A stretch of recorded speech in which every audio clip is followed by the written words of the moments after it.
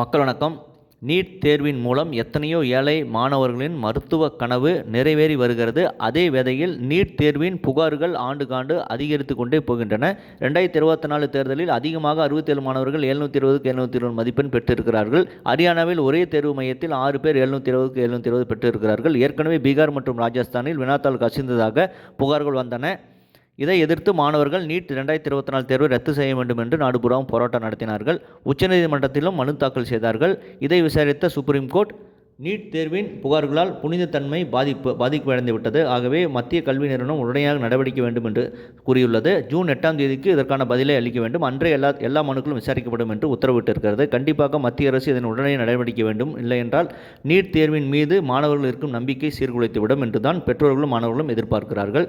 ஆகவே இதை உடனடியாக மத்திய அரசு நடவடிக்கை எடுக்க வேண்டும். இதை பற்றி உங்கள் கருத்து என்ன என்பதை கமெண்ட் செய்யுங்கள். சேனலை ப்ளீஸ் சப்ஸ்கிரைப் அண்ட் ஷேர் செய்யுங்கள். நன்றி, வணக்கம், ஜெய்ஹிந்த்.